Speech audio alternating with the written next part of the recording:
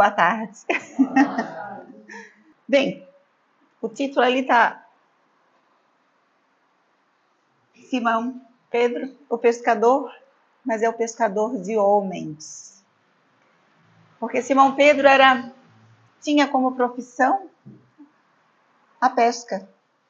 Ele era um pescador quando Jesus o conheceu. E a vida lhe fez um convite. Jesus trouxe o grande convite da sua ascensão como espírito e como homem encarnado, com a atividade nova de ser pescador de homens. No Evangelho segundo Marcos tem uma frase que diz assim: depois subiu a montanha e chamou a si os que ele queria. E eles foram até ele, e constituiu 12 para que ficassem com ele, para enviá-los a pregar, e terem autoridade para expulsar os demônios. Ele constituiu, pois, os 12 e impôs a Simão o nome de Pedro. E também Jesus disse, também eu te digo que és Pedro, e sobre esta rocha edificarei a minha igreja. Porque Simão Pedro, ele tinha características em que Jesus encontrava nele a possibilidade de todo o ensinamento que ele estava trazendo para a gente, poder se edificar aqui na terra através da palavra de Simão Pedro. E lá naquele tempo, antes um pouco até desse tempo, quando a terra foi criada, Jesus ele fez uso de tantas entidades celestiais que vieram a construir a nossa terra, que criaram cada cantinho. Alguns que entendiam sobre botânica, outros sobre geologia, e assim foram criados todos os animais, tudo que a gente encontra hoje de tão belo e de tão lindo e que o homem não tem capacidade de reproduzir. Daí, por esse raciocínio, a gente já vê a grandiosidade de Deus, porque a nossa terra ela é tão rica de tantas coisas lindas e que não podem ser reproduzidas, que seria ingenuidade nossa não acreditarmos que existem esses seres celestiais e que existe Deus a comandar tudo isso. Naquele tempo, Jesus chegava nascendo numa manjedoura, de uma maneira muito simples. Dizem que ele nasceu entre os animais. E cada ato de Jesus é uma lição para as nossas vidas. Ali ele queria dizer que não importava onde ele fosse nascer.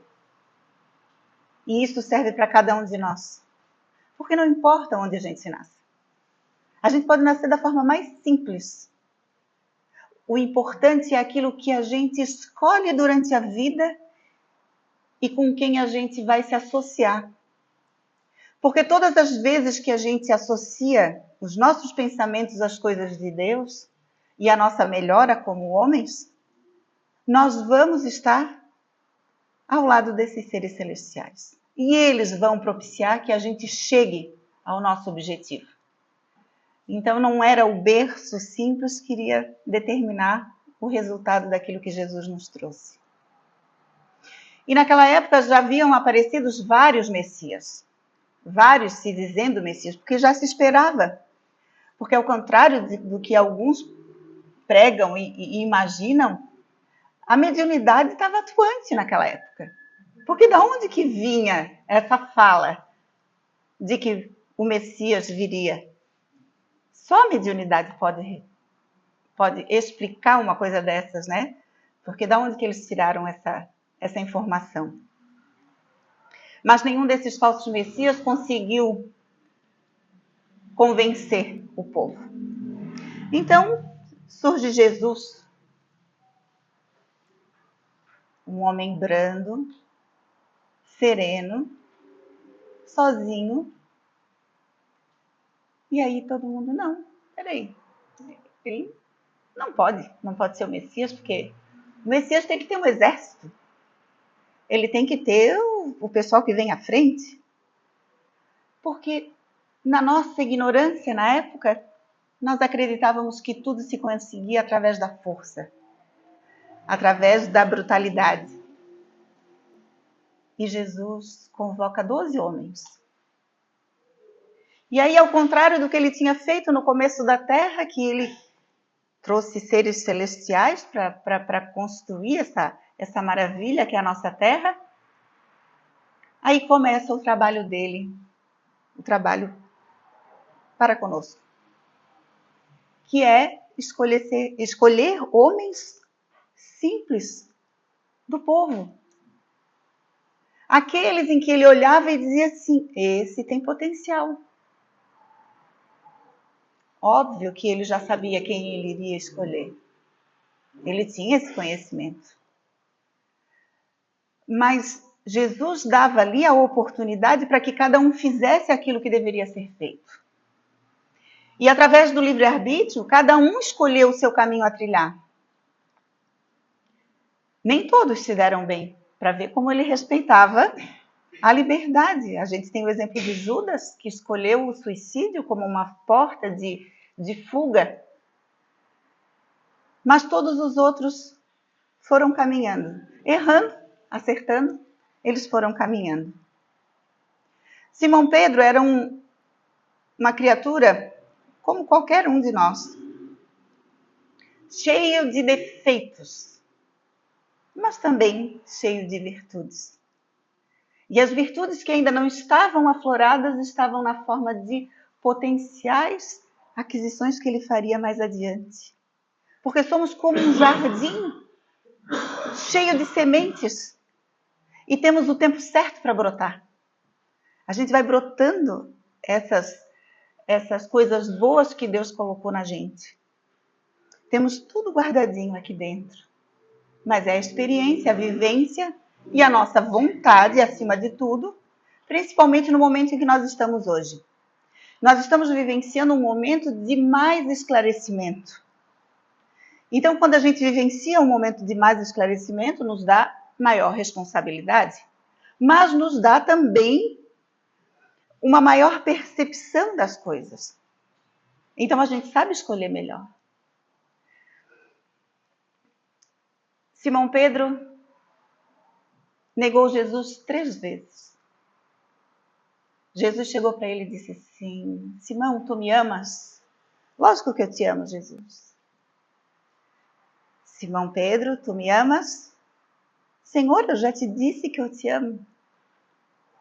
Simão Pedro, tu me amas? E ele disse, amo, Jesus. Aí ele disse, então vai e apacenta minhas ovelhas. Jesus, em momento algum, se impôs a dizer assim, ó, vai lá e castiga, pega pela orelha quem estiver andando da forma errada. Não, ele disse, Simão, vai e apacenta as minhas ovelhas. Porque essa negação do Pedro todo mundo conhece, né? Todo mundo já ouviu falar.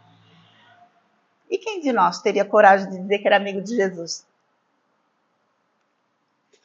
Não nos tempos de hoje, que nós estamos aqui falando em público sobre Jesus e não estamos correndo riscos, né, de sermos atacados. Simão Pedro era filho de Jonas. Se fala Simão bar Jonas. Simão, filho de Jonas. Irmão de André, que também foi o segundo convidado de Jesus a caminhar ao lado, né, do Cristo. Era casado, pescador, nasceu em Betsaida, na Galileia. Foi um dos primeiros apóstolos a ser escolhido. Sua missão na terra inicia-se à margem do lago do Tiberíades, ao ser surpreendido pela presença do Mestre, que lhe acerca com uma voz sublime e inesquecível, convocando a transformar-se. Segue-me, e eu vos farei um pescador de homens. Ele tinha uma ansiedade muito grande, esse rapaz. Ele era tinhoso, danado.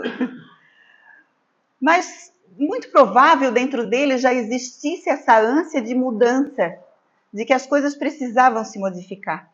Então ele para e ouve, e acha interessante esse convite. E somente aqueles que têm dentro de si brotado algo de bom é que talvez pudesse olhar para Jesus e sentir aquele amor, aquela vibração maravilhosa do Cristo para abalar suas estruturas. Ele foi um companheiro impulsivo, preconceituoso e por vezes ingênuo. Tinha sentimentos fortes, era de decisão súbita, de ação rápida. Ação e resultados era o que lhe motivava. Tinha iniciativa. Características que eram importantes para Jesus. Porque como é que nós vamos falar para o povo se eu sou diferente do povo? Como é que eu vou saber da tua dor se eu não convivo contigo? Como é que eu vou saber das necessidades da nossa cidade se eu não moro nela? Então, para que a gente toque no coração de alguém, por que a gente vê tanta gente que passa por uma dificuldade de uma doença grave, depois se torna voluntário naquela mesma área para poder tocar as pessoas e dizer assim, olha, vamos lutar, vamos com força porque a gente vai conseguir vencer. Porque ela sabe da dor do outro. É muito difícil a gente aconselhar alguém, dizer algo para alguém daquilo que eu desconheço. Por isso foi importante que Jesus convocasse homens do povo, que sabiam o que o povo sofria, porque era muito sofrimento naquela época. A gente ainda sofre hoje com o reflexo disso tudo, com as cobranças de impostos, aquilo tudo que a gente via naquela época, mas que naquela época, quando não se pagava alguma coisa, se pagava o preço da vida. Ele passa por 3 fases. Antes de conhecer o mestre, porque ele era danadinho, ele andava nas tabernas, ele fazia bastante folia, ele traía a mulher. Atividades que a gente vê acontecer hoje ainda. Isso! Por que Jesus escolhe um homem como esse para que a gente possa se identificar com ele e dizer assim, ó, eu tenho o potencial de me melhorar. Porque se ele foi assim, ele deixou de ser, eu também posso deixar de ser. Depois veio o tempo em que ele conviveu com Jesus, que foi o período de aprendizado. 3 anos de lição. Mas aquele estudo de se sentar na frente dos livros e ter que devorar aqueles livros todos em 3 anos, porque depois de 3 anos ele ia ter que ir para a vida, assim como quem faz uma faculdade, né? Vai lá, se dedica e depois todos os professores saem de perto e dizem assim, agora tu vai para o mercado e tu vai poder andar pelas tuas terras. A gente chega pronto? Eu duvido quem é que sai pronto de uma faculdade. Porque é lá fora que a gente vai aprender na prática. É lá fora que a gente vai aprender como agir diante daquela situação que a gente só viu ali em livros, em escritos e uma fala, né? Que é até poética, às vezes, do professor, mas que na realidade, às vezes, é muito sofrida para que a gente possa aprender. E depois ele teve a outra fase, que foi a última, que é após a morte do divino amigo. Que daí sim, quando Jesus morre, é que começa a vida de Simão Pedro. Porque até então ele não tinha se dado conta. Ele estava ainda como esse aluno que aprende, que tem ainda o respaldo do professor, que tem aquele apoio, mas de repente ele se viu sem ele. E ele tinha que fazer. Ele tinha que praticar aquilo tudo que foi ensinado. Entre os discípulos tinha a posição de porta-voz do grupo por ser um líder autêntico. Ele tinha personalidade forte. Constante e pacientemente era corrigido por Jesus, que utilizava os seus equívocos para dar preciosas lições aos demais. Por isso foi chamado pelo mestre de Pedro, a rocha viva da fé, apelido que evocava o vigor do seu caráter e da sua personalidade. Ele não se importava quando Jesus chamava a atenção dele na frente dos outros. Então Jesus utilizava isso para que servisse de exemplo, porque Jesus ensinava através do exemplo. Nunca de forma agressiva, sempre de forma branda, mas mostrava, porque isso é amar. A gente, quando mostra para um filho o caminho certo a seguir, muitas vezes temos que ser duros, temos que falar de uma forma em que ele veja que a gente está sendo realista e verdadeiro, mas isso não é falta de amor. Falta de amor é quando a gente é grosseiro, quando a gente impõe, quando a gente acha que é maior do que o outro. Mas Jesus ensinava de forma amorosa. Durante 3 anos esteve com Jesus e presenciou acontecimentos surpreendentes, que isso fascinava ele. Leprosos sendo limpos, cegos voltando a enxergar, loucos recuperando a razão. Pensa, alguém que já está pronto para se melhorar, ver isso tudo acontecendo. Vai à loucura. Hoje, se a gente vivenciasse algo assim, a gente também iria. E talvez nos impulsionássemos mais. Por isso que quando a gente trabalha diante dessas frentes voltadas para a caridade, nos impulsiona muito. Porque a gente vê o resultado. Por isso que fora da caridade não há salvação. Deslumbrou-se com a visão do Messias transfigurado no Tibor, e ainda mais com a saída de Lázaro da escuridão do sepulcro. Quando Lázaro já tinha sido dado como morto, Jesus entra na caverna, vai lá e sai com Lázaro vivo lá de dentro. Havia essa necessidade dessas provas para que movimentasse esses homens. E foram esses anos que deram a base do que ele se transformou. Todos esses ensinamentos foram o que transformaram ele mais adiante. Dessa maneira, poderemos compreender que, como candidatos ao esforço de renovação com Cristo, seremos testados continuamente, convocados a dar testemunho da nossa fidelidade aos princípios que acatamos como regra de vida, tal como ocorreu aos discípulos de Jesus. Mas esse era Simão Pedro, né? Somos nós. Simão Pedro é um exemplo que Jesus colocou para que a gente conhecesse. Cada um de nós tem aquilo que fazer. Cada um de nós está aqui para se melhorar. Jesus disse porque Simão Pedro, nessa ânsia de querer aprender, ele recebe uns homens da lei, um pessoal da sociedade para ser atendido. Jesus diz assim, atende eles, traz a verdade para eles, mas apacenta cada um deles. E ele, com seu orgulho, vai lá e dá de dedo na cara de cada um. Diz assim, olha, tu és assim, mas tu roubasse, tu enriquecesse porque tu desse uma usurpada ali nos impostos, e do outro ele falou tal coisa, e do outro ele falou tal coisa, porque de repente, quando ele se viu do lado de Jesus, sendo convidado a caminhar com ele, talvez ele tivesse achado que ele era melhor que os outros, que é natural, nós somos assim. Né? Se a gente é convidado por alguém que é muito famoso e coisa, a gente acha que a gente tem uma posição diferente. Então ele pega e fala, quando Jesus falou sobre a verdade, ele se focou somente na verdade. Mas nem toda a verdade deve ser dita. Principalmente se não vai levar a lugar nenhum. Principalmente se aquilo vai ferir a pessoa, porque a pessoa já estava ali procurando, querendo achar o caminho de volta. E aí a gente diz assim, olha, tu estás perdido. Tu fizesse isso tudo, tu estás perdido. E não é por aí. Aí quando Jesus volta, que ele foi atender, fazer um outro atendimento, aí ele vê o que ele tinha feito, aí ele chama todo mundo para comer, muda de assunto. E ali ele vai chamando um por um e dando ali aquele caminho, dizendo assim, olha, todo mundo tem jeito. Caminha agora na retidão, esquece o que tu fizeste e começa a fazer coisas boas. E aí diz para Simão Pedro, eu pedi para te apacentar as minhas ovelhas. Era para deixar eles tranquilos.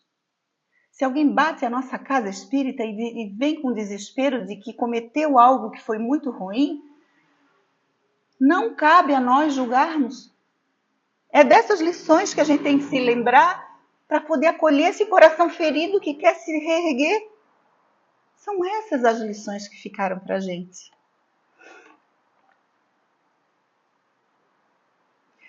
Intimidado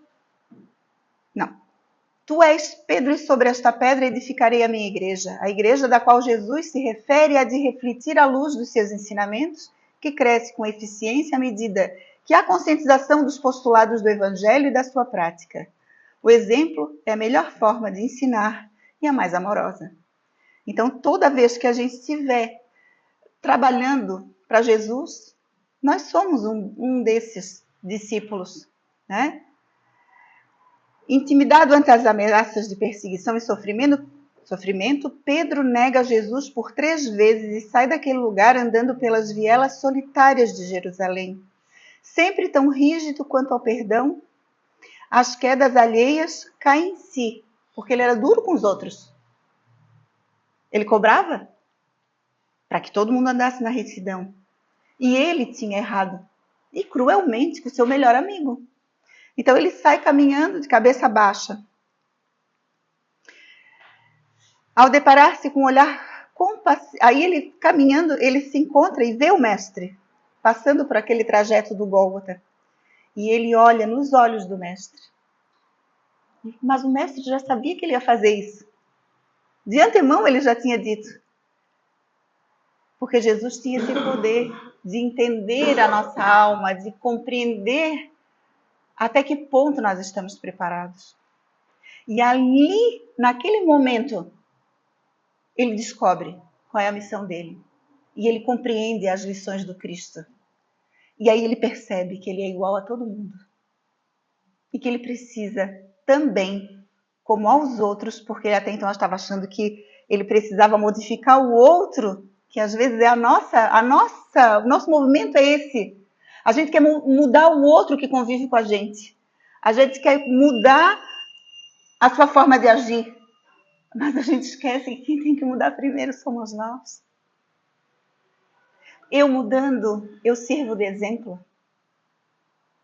Os nossos filhos crescem e um dia eles lembram. Minha mãe era assim. Meu pai fazia tal coisa. Porque as coisas boas ficam. E que bom se nós pudermos deixar plantados nesse nosso jardim da nossa vida exemplos bons. E estamos em tempo ainda de plantar. Sob remorso obsedante, chora amargamente, iniciando em Jerusalém a missão de divulgar o Evangelho que lhe fora confiada pelo Mestre, avançando resoluto para a reabilitação do apóstolo. Então, quando Jesus se vai, aí ele percebe a mensagem. No livro Consolador, a questão 320, diz assim: Pedro, a rocha viva da fé, levanta, fortalece-se e lapida-se, trazendo consigo o sentimento de congregação dos ensinamentos do Cristo, interpretados em espírito e verdade, concretizados nas manifestações de amor ao próximo, exortando os cristãos a viverem no espírito de caridade e virtudes. Desta forma, nasce a Casa do Caminho, marco da fase áurea do cristianismo primitivo. Imaginem o que era a Casa do Caminho num local que só tinha brutalidade. As crianças eram abandonadas, viviam soltas, que ninguém olhava. A mulher não era reconhecida. Jesus traz fortemente essa mensagem de que a mulher precisava ser olhada com outros olhos. Quando ele conversa com a mulher à beira do poço, quando ele traz Maria Madalena para perto de si, todos esses exemplos ficaram. Mas a sociedade ainda era muito doente. Então eles levantam a Casa do Caminho, constroem um lugar onde recebiam todos aqueles que passavam sofridos de doenças físicas, mentais, todo tipo de doença. Eles podiam ser as físicas e as espirituais, eles atendiam. Eles tinham um local para atender criança, eles tinham um local para atender os velhinhos. Eles construíram a casa e foram criando módulos, cada um específico para cada área. E ali ele se dedicou. Os ensinamentos deixados pelo Mestre falam alto nos corações dos trabalhadores da Casa do Caminho, que pregam com entusiasmo a boa nova.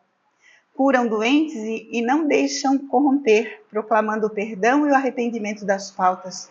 Ali, naquela humilde casa, habitava o hospital, a escola, o acolhimento, a oficina de trabalho, da oração e da comunhão com Cristo. Eis a lição recolhida dos lábios de Aniceto, por André Luiz, naquele livro Os Mensageiros. Todo aquele que opere e coopere de espírito voltado para Deus poderá aguardar sempre o melhor. Não é promessa de amizade, é lei. Todo aquele que se dedica como Simão Pedro fez, vai ter o respaldo. Da onde que eles conseguiram? Dinheiro para conseguir manter aquela casa. Deus dá um jeito para que as coisas aconteçam. É Ele que faz com que as coisas se movimentem. Nós não precisamos nos preocupar com isso. Quando a gente tem a boa intenção, tudo acontece. Né? Tudo vem. Conhecido como aquele que negou Jesus, teve sempre a coragem de afirmar que o fizera reconhecendo que o homem é muito mais fraco do que perverso. Com vontade firme e perseverante no trabalho ao próximo, demonstrou como pode ser forte um homem movido pelo amor e pela fé. Porque quando ele nega Jesus, não é que ele era perverso, ele era fraco, como nós somos. Nós também somos fracos, muitas vezes. E muitas vezes somos muito fortes, porque já tivemos esse tempo aqui na Terra para a gente aprender alguma coisa. Tem coisas que a gente é extremamente forte e decisivo, porque a gente já sabe o que vai acontecer. Normalmente os filhos dizem isso para a gente, né? Da onde tu tira tanta certeza? Porque a gente já errou, né? A gente já trilhou o caminho errado, já acertou o caminho de novo, a gente já sabe que a coisa, se pegar o caminho certo, vai dar certo. E aí a gente fala com convicção. E Jesus disse assim para ele: crê que te levarei onde não queiras ir. E o que ele quer dizer com essa frase? Porque quando a gente precisa crescer, a gente precisa olhar para dentro de si. A gente precisa olhar para aquelas dores que a gente não entende direito e compreendê-las, ou então acolhê-las dentro de nós. A gente vai enfrentar situações e que vai ter muita dor. Porque alguém que está muito ferido, quando a gente vai cuidar da ferida, dói. Alguém que já foi na ala dos queimados no hospital infantil? Tem um corredor que quando a gente passa no horário dos curativos, se a gente não tiver força suficiente, a gente se ajoelha e chora muito. Porque as crianças gritam muito. O choro é de tirar o fôlego da gente. Mas elas precisam ser cuidadas? É preciso ser feito o curativo? É necessário, porque senão elas não se curam. E assim somos nós. A gente tem que ir em lugares que a gente não quer ir. Ver coisas que a gente não quer ver. Quando a gente atende os espíritos que chegam no trabalho mediúnico, que daí já é o auge, né? Que a gente já passou pela nossa oportunidade aqui, já jogou a oportunidade fora e está lá do outro lado. A gente diz assim: meu irmão, mas esse teu sofrimento todo, tu já olhasses para trás? Para saber se tu tinhas culpa também nisso? Eu não quero ver, eu não quero saber de passado. Essa é a resposta para muitos deles. Porque não querem ir onde a gente precisa ir para se curar. Então a dor, ela é um bálsamo. Amélia Rodrigues, através do médium Divaldo Pereira Franco, no livro Há Flores no Caminho, capítulo Fraqueza e Força, diz assim: com o espinho do arrependimento cravado na mente, a doer no coração, o discípulo se deixaria agora joerar pelo sacrifício e se tornaria uma bandeira desfraldada, simbolizando a coragem que deveria infundir nos irmãos que lastreariam os solos das outras vidas com o martírio de si mesmo. Enquanto Judas fez do arrependimento dele a sua cruz, porque Judas também se arrependeu.